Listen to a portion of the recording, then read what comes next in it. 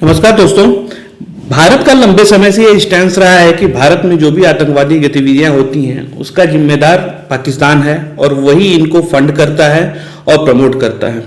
हाल ही में FATF ने एक रिपोर्ट जारी की है जिसमें यह बताया गया है कि किस तरह से ई-कॉमर्स प्लेटफॉर्म का यूज करके इन टेररिस्ट एक्टिविटीज को फंड किया गया। तो आप देखेंगे कि रिपोर्ट जारी किया गया जिसमें यह बताया गया कि FATF flags state sponsored terror financing for first time validate India's stand on Pak. The FATF for first time has officially recognized state sponsored terrorism. यहाँ पे बेसिकली पाकिस्तान की बात हो रही है। reinforcing India long standing charge against Pakistan, है ना, long standing charge against Pakistan based group like जैसे Mohammad and Lashkar A Taiba citing the Pulwama and Gorakhnath action. ठीक है, तो बेसिकली हुआ क्या है, FATF ने एक रिपोर्ट जारी की। रिपोर्ट का नाम था comprehensive update on terrorist financial risk, जो बेसिकली फोकस था इंडिया के ई-कॉमर्स और उसके मिसयूज के ऊपर, राइट। तो यहाँ पे बेसिकली ये बताया गया है कि किस तरह से इंडिया में ऑनलाइन पेमेंट सिस्टम जैसे कि अमेजॉन हो गया, पेपाल हो गया और वर्चुअल प्राइवेट नेटवर्क्स हो गए या क्राउड फंडिंग टूल हो गए, ये सारे टूल्स का यूज किया गया है आतंकवादी गतिविधियों को फंड करने के लिए और मटेरियल खरीदने के लिए, राइट, बिना किसी ट्रैकिंग के। इसमें स्पेसिफिकली दो इंसिडेंट इंडिया में हुए, दो इंसिडेंट का एग्जांपल दिया गया है और ये इस बात को ये साबित करता है कि इसको अब वर्ल्ड प्लेटफॉर्म पे भी रिकॉग्नाइज किया जाने लगा है कि पाकिस्तान टेरर फाइनेंसिंग में इन्वॉल्व है, राइट। तो पहला एग्जांपल क्या है, पुलवामा का। पुलवामा टेरर अटैक आपको याद है कि 2019 में हुआ था। यहाँ पे 40 सैनिकों की मौत हुई थी। इसमें यह कहा गया है कि बेसिकली की एक्सप्लोसिव इन्हेंसर, जो बारूद होता है उसको इन्हेंस करने के लिए एल्युमिनियम पाउडर लगता है। तो कैसे एल्युमिनियम पाउडर को ऑर्डर किया गया using an e-commerce platform like Amazon, ठीक है, लाइक अमेजॉन। सो बेसिकली किस तरह से किया इन्होंने परचेस करने के लिए टेररिस्ट प्लेटफॉर्म पे एक फेक आइडेंटिटी बनाया, प्रीपेड वॉलेट का यूज किया, वर्चुअल प्राइवेट नेटवर्क का यूज किया अपना IP लोकेशन और जियो लोकेशन को हाइड करने के लिए। डिलीवरी एड्रेस को भी छुपाया गया जो कि रूरल लोकेशन दिया गया पुलवामा के अंदर, और वहां से फिर उनको मटेरियल सप्लाई हुआ एल्युमिनियम पाउडर का, military grade RDX to increase explosive impact. ये तो था पहला इंसिडेंट, राइट। ये इसका है किस तरह से फ्लो था। अमेजॉन डोनर पहले उसने क्रिएट किया, फिर पेपैल के थ्रू पैसा ट्रांसफर किया लोकल वॉलेट में, फिर उसके बाद अमेजॉन अकाउंट के अंदर उसने जो है पैसा डाला, वहां से फिर एल्युमिनियम पाउडर का ऑर्डर दिया। उसके बाद जब पुलवामा में सेफ हाउस में डिलीवर हो गया तो उसको पेमेंट किया गया, उसको RDX के साथ कंबाइन किया गया IED में और CRPF के कन्वॉय के ऊपर अटैक किया गया। तो बेसिकली ये एक पहला इंसिडेंट था। दूसरा इंसिडेंट था गोरखनाथ टेम्पल। सो ये बेसिकली एक लोन वुल्फ टाइप का है जो कि किसी से प्लान्ड नहीं होते, अकेले जो है ब्रेन वॉश होते हैं और जिहाद के नाम पे जो है। तो जो अटैकर था 2022 में Ahmad Murtaza Abbasi, lone attacker, basically ISI से इंस्पायर्ड था। उसने शार्प वेपन खरीदा आउटसाइड गोरखनाथ टेम्पल, वहां पे इसने पुलिस वालों के ऊपर इसको यूज किया, ठीक है। इसको एक्वायर कैसे किया इसको भी एक्वायर करने के लिए बेसिकली इसने जो है ई-कॉमर्स वेबसाइट का यूज किया, ठीक है। अच्छा, ये भी पाया गया कि फंड मूवमेंट कैसे हुआ इसमें। उसने जो है फंड रिसीव किया पेपाल और UPI के थ्रू बाहर से, ठीक है, और उसने VPN का यूज किया अपने लोकेशन को छुपाने के लिए और ट्रांजैक्शन जो हो रहे थे उनको हाइड आउट करने के लिए। तो ये दो इंसिडेंट्स थे जिसको स्पेसिफिकली इस रिपोर्ट के अंदर मेंशन किया गया है, राइट। अच्छा, इसमें मेन मैकेनिज्म क्या है जिसके थ्रू ये किया गया है। तो जैसा मैं पहले बता रहा था कि पहले अकाउंट सेट किया गया, फेक नेम और डॉक्यूमेंट यूज करके स्टोलन आधार के नाम पे SIM card as a tool use किया गया और डार्क वेब का क्रेडेंशियल यूज किए गए। डार्क वेब पे आपको आप देखेंगे तो गूगल जो है कई बार आप अगर सेटिंग करते हैं तो उसके अंदर आपको मेल मिल जाएगा कि डार्क वेब पे आपके कौन कौन से डिटेल जो है लीक हो रखे हैं। तो वहां से डार्क वेब से डिटेल उठा के और अनरेगुलेटेड वेंडर से जो है उन्होंने टूल यूज किया, उसके बाद उसको परचेस किया। बाइंग गियर और टूल उन्होंने परचेस किया ऑनलाइन, जैसे कि Flipkart, Amazon, cash on delivery option use करके। जैसे अमेजॉन में है ना ऑप्शन, कैश ऑन डिलीवरी का भी ऑप्शन है कि आप ऑर्डर कर लीजिए और आपको मटेरियल मिल गया तब आप उसको कैश पे करते हैं। फंड मूवमेंट कैसे हुआ? Receive and send money via anonymous means. ठीक है, एनोनिमस मीन्स में क्या है, पेपैल जल्दी ट्रैक नहीं किया जा सकता, यूपीआई है, लेकिन आप अगर मान लीजिए किसी भी नंबर से बैंक को लिंक करते हैं और ट्रांसफर करते हैं तो आप पता नहीं रहता है। क्रिप्टो फंडिंग तो और भी खतरनाक है। और क्राउड फंडिंग में आपने देखा होगा आजकल लोग की ह्यूमैनिटेरियन ग्राउंड पे लोग फंड रेज करते हैं कि ये आदमी बीमार है, आप 1,000 रुपए दीजिए, 2,000 रुपए दीजिए, 10,000 रुपए दीजिए। तो ये बेसिकली क्राउड फंडिंग होता है। क्राउड फंडिंग में क्या होता है, मैं आपको एग्जांपल बताता हूँ। मान लीजिए कि एक हॉस्पिटल में कोई हॉस्पिटल या एक नीड क्रिएट की जाती है कि मान लीजिए 20 लाख रुपए के नीड है, ठीक है। तो 20 लाख रुपए एक आदमी के पास नहीं है। अगर 20 लाख एक आदमी के पास नहीं तो कैसे होगा? फिर ये यहाँ पे ऑनलाइन जाएगा, ऑनलाइन बोलेगा कि वो बीमार है या उसको दिक्कत आ गई, इतने की जरूरत है और आप इसमें डोनेट करिए। तो लोग क्या है, डोनेट करते हैं, तो पैसे इकट्ठा होते जाते हैं और बेसिकली लोग जो है पैसा ह्यूमैनिटेरियन ग्राउंड पे डोनेट भी करते हैं, बट किसी को पता नहीं है ना कि वो यूज कहां पर हो रहा है, राइट। तो क्राउड फंडिंग इस तरह से होती है।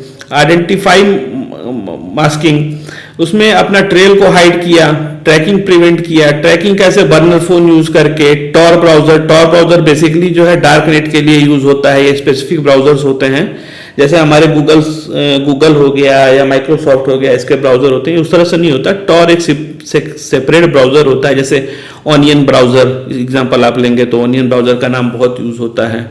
अच्छा, ये बेसिकली डार्क नेट में सर्च करने के लिए, असेस करने के लिए टॉर ब्राउजर यूज होते हैं। VPN, virtual private network use किया आपने एक्टिविटीज को हाइड करने के लिए, ताकि कोई, आपने देखा होगा जब पाकिस्तान का चैनल्स को बैन किया तो बहुत लोगों ने वीपीएन यूज करके वहां के चैनल्स को देखा, है ना। तो उससे क्या होता है कि आप जो है अपनी आइडेंटिटी हाइड करके सिक्योरिटी को बाईपास करके आप कुछ भी कर सकते हैं। डिस्पोजल कैसे किया? Return refund using false claim, ठीक है। Rare out money via refund scam, ठीक है। तो इस तरह से ऑनलाइन पेमेंट सिस्टम का यूज करके, अकाउंट सेट करके यहाँ पे फंडिंग की गई। अगर आप देखेंगे तो की FATF ऑब्जर्वेशन क्या थे, इसमें यह पाया गया कि KYC वेरिफिकेशन में बहुत ही वीक सिस्टम है, मतलब बहुत ही इजीली आपका KYC वेरीफाई हो जाता है, ठीक ना। सेवरल प्लेटफॉर्म है जो कि नहीं भी यूज करते हैं, वेरीफाई करते हैं और जो है एसेस दे देते हैं अपना प्लेटफॉर्म यूज करने के लिए, है ना। तो जहाँ पे ऐसे एसेस मिल जाते हैं वहां पे टेरर नेटवर्क उसको यूज कर रहे होते हैं। बहुत सारे ऐसे हैं जहाँ पे KYC मैंडेटरी नहीं है, प्रॉक्सी आइडेंटिटी भी यूज कर लेते लोग। अच्छा, रेंटेड अकाउंट किसी और कोई और अकाउंट यूज कर रहा था और अब वो नहीं यूज कर रहा है तो आपने उसको जो है यूज कर लिया, ठीक है ना। Use of VPN, virtual private network और वर्चुअल टीम। VPN क्या है, जैसे मैंने आपको बताया कि अपना ऑनलाइन एक्टिविटीज को छुपाने के लिए आप VPN यूज कर सकते हैं, सिक्योरिटी बाईपास कर सकते हैं लोग इससे। तो VPN को अपना पैसे का ट्रेल छुपाने के लिए यूज किया गया, ठीक है। बहुत सारे ऐप्स जैसे सिग्नल हो गया, टेलीग्राम हो गया, इनको बेसिकली आप इनके ऐप के ऊपर आप अगर आप इनक्रिप्टेड होता है, आप इसको पढ़ नहीं सकते या इसको क्रैक भी नहीं कर सकते, तो इसको यूज किया उन्होंने, ठीक है। लॉ इन्फोर्समेंट के लिए बहुत ज्यादा दिक्कत हो जाती है अगर वो ट्रैक नहीं कर पाते हैं। अगर ये मान लीजिए सिग्नल हो गया, टेलीग्राम को ट्रैक नहीं कर पाते हैं तो जो है वो ट्रैक कैसे करेंगे, है ना। तो यहाँ पर भी लूप होल है। डिजिटल पेमेंट में भी लूप है, जैसे प्रीपेड इंस्ट्रूमेंट और वॉलेट है, बहुत ही लाइटली रेगुलेटेड है, उस पर कोई स्टैंडर्ड नहीं है। KYC बहुत ही इजीली उनको मिल जाता है, ठीक ना। और इंटरनेशनल प्लेटफॉर्म भी यूज करते हैं लोग, जैसे पेपाल है। पेपाल मान लीजिए आपको अपने अकाउंट आपने रजिस्टर कर दिया पेपाल के ऊपर, ठीक है। मान लीजिए आपका SBI में अकाउंट है, आपने पेपाल पे कर दिया, तो बीच में इंटरमीडिएट की जरूरत नहीं है, आपको बाहर से भी कोई पैसा भेज सकता है इसके ऊपर, ठीक ना।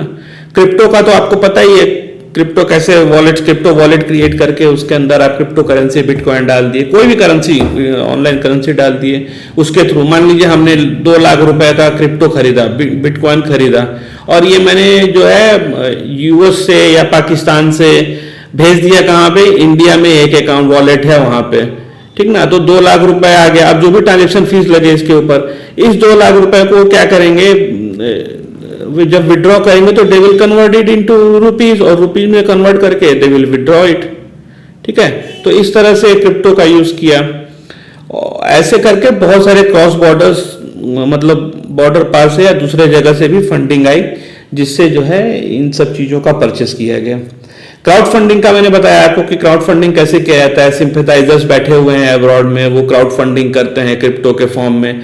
अब आप क्रिप्टो में दीजिए चाहे रुपीज में दीजिए, आपने पैसा तो मान लीजिए एक्यूमुलेट करके दे ही रहे हैं। तो क्राउड फंडिंग साइट्स होती हैं, वहां पे आपने 2 लाख रुपए क्रिएट किया और आपको जो भी एक्टिविटी करनी है उसके लिए आपने जो है उस पैसे को यूज कर लिया।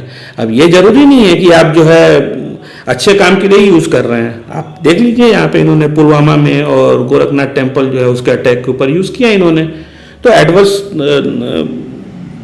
चीजों के लिए यूज किया गया, ठीक है। फॉल्स ह्यूमैनिटेरियन कॉज, आजकल आप देख रहे होंगे यहाँ पर इजराइल ने जो फिलिस्तीन के ऊपर अटैक किया हुआ, वहां से बहुत सारे फंड रेजिंग के आते हैं कि आप फंड रेज करिए, हमें हेल्प करना है ह्यूमैनिटेरियन कॉज पे।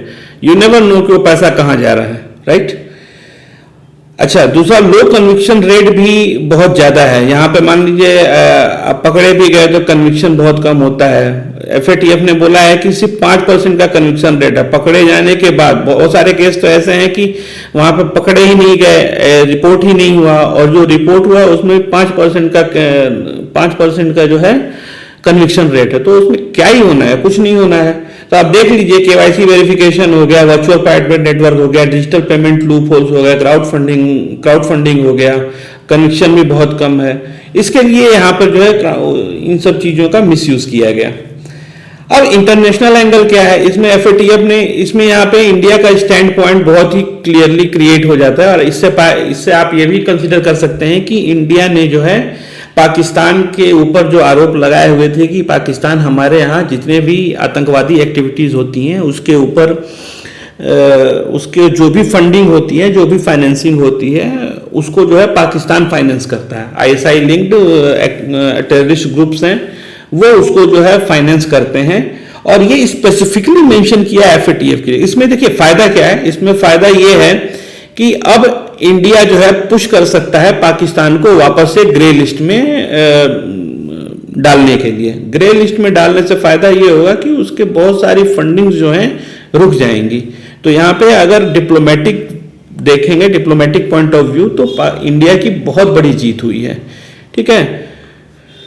तो दिस बहुत इंटरनेशनल एंगल में आप देखेंगे तो ये है state actor where indirectly aiding hawala network, okay, online payment and funding fringe NGO for subversion. तो आपको कोई सेम मतलब मैं तो रिपीटेटिव हो रहा है, लेकिन सेम एक्टिविटीज, हवाला के थ्रू पैसा आ गया, क्रिप्टो के थ्रू पैसा आ गया, क्राउड फंडिंग के थ्रू पैसा आ गया। So these are the things, बाहर से भी पैसा आते हैं। तो इसमें बेसिकली एफएटीएफ ने बोला है क्या है कि इंडिया को ये बोला है कि आप जो है इंटरपोल, एफएटीएफ और एगमॉन्ट ग्रुप से जो है क्रॉस बॉर्डर इंटेलिजेंस जो है ज्यादा डिटेल में शेयर करिए, ताकि इन एक्टिविटीज के ऊपर लगाम लगाई जा सके, ठीक है। अच्छा, एफएटीएफ का रिकमेंडेशन क्या है स्पेसिफिकली इंडिया को लेके?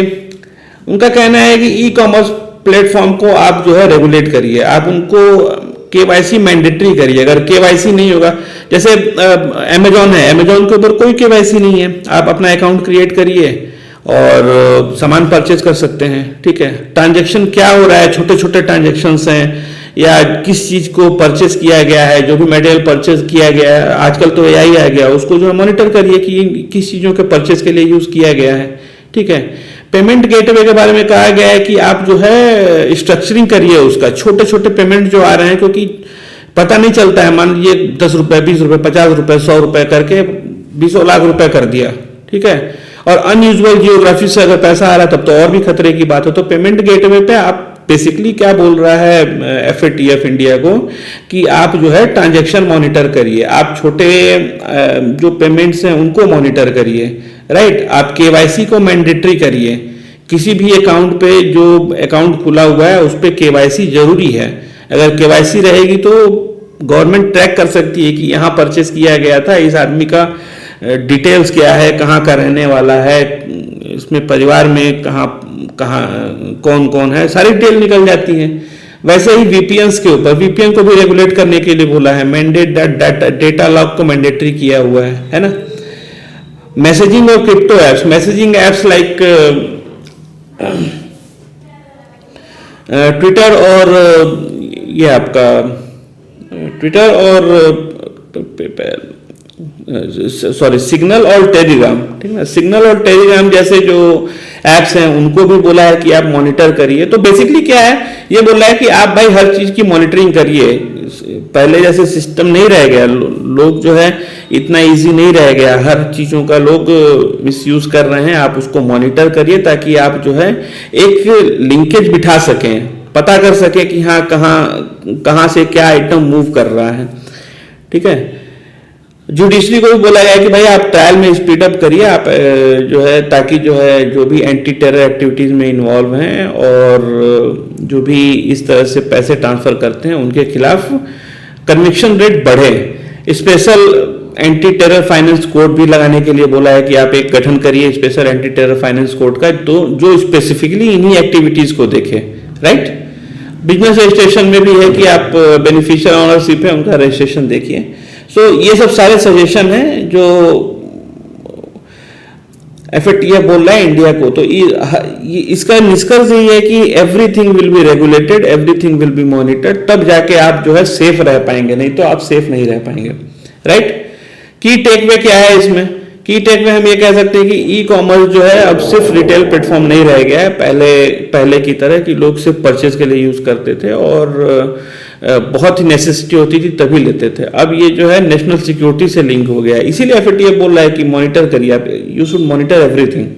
FATF has sounded a global alarm but India Stack are particularly है। इंडिया स्टेक को बोले, इंडिया में तो बहुत ही बुरी हालत है यहाँ पे। तो जैसे मैंने आपको बताया ना आपको कि देयर इज KYC वेरिफिकेशन में लूप होल है, VPN में लूप होल है, डिजिटल पेमेंट सिस्टम में लूप होल है, क्राउड फंडिंग में लूप होल है, किसी चीज की मॉनिटरिंग ही नहीं है कायदे की।